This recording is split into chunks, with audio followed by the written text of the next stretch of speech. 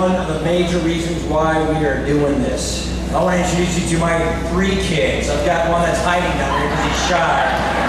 This is Charlie. Come on, Charlie. Charlie, say hi.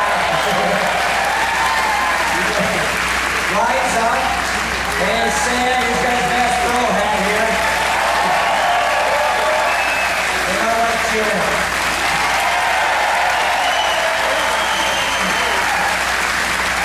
On behalf of our family, look, we've kind of gotten to know each other the last few months here, haven't we?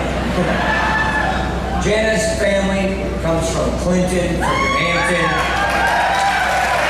I want to thank you for the hospitality. I want to thank our family here, the Borlaughs and the Millers, the Vala family, the hospitality that Islands have shown this Wisconsinite. I just want to thank you from the bottom of my heart.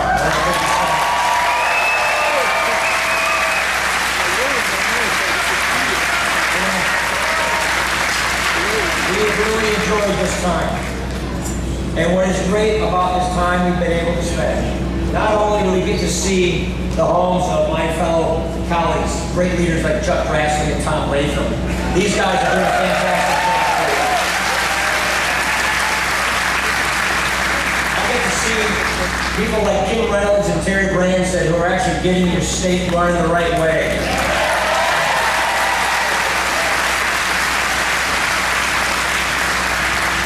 So you see, we have a sense of what leadership looks like, don't we?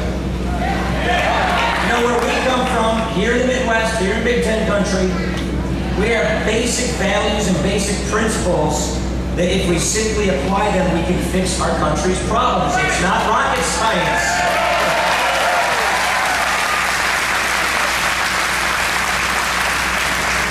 So, I just want to thank you for all that you've done. I want to thank you for coming here today and waiting in line. I want to thank you for knocking on doors, for making phone calls, for talking to your family, to your friends, to your neighbors. We are in this together, and we realize that this is the most important election in our generation, no matter what generation you come from. This is it. This is you. The reason it's so big, I see this dad with his daughter on his shoulders over here. The reason it's so big is because it impacts so much of what we do and what we become. We're not just picking a president for 4 years. We are picking a path for our country that will last a generation. What kind of people we're going to be, what kind of country we're going to have, what kind of country we're going to give our kids.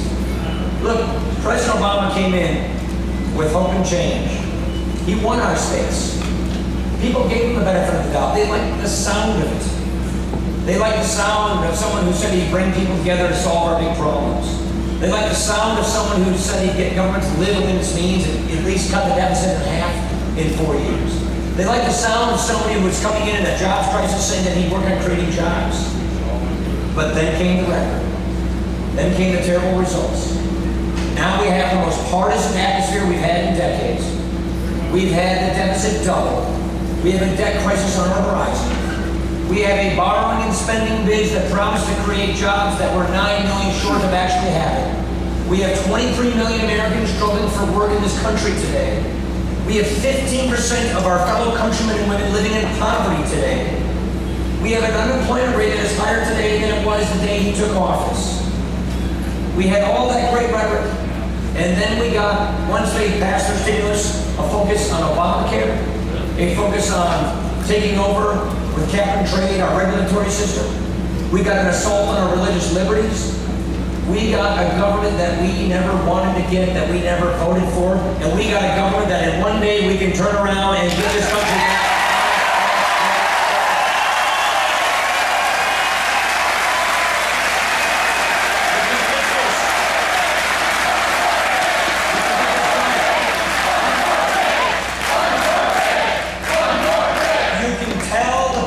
Trajectory of these things by looking at the closing moments of a campaign. Look at how President Obama is closing his campaign. Look, in Iowa, you have every presidential candidate in your own kitchens. I mean, you really get to know candidates. And what has he been doing? He spent the entire summer and fall just trying to discredit and destroy Mitt Romney. He spent the entire time trying to distract you, trying to distort, trying to win an election by default, because he could not run on his record. And so now look at what he's saying. He's saying go vote out of revenge. Revenge for what? That is not hope and change. That is hardly aspirational. That's not what we do in this country. Mitt Romney and I are asking for your vote out of love of country.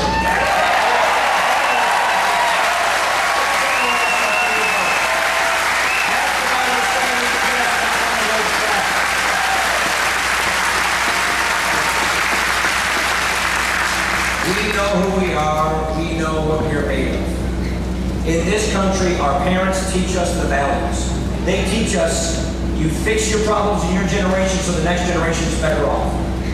You work hard, you play by the rules, you can get ahead in this country. Your kids can be even better off. That legacy is being severed.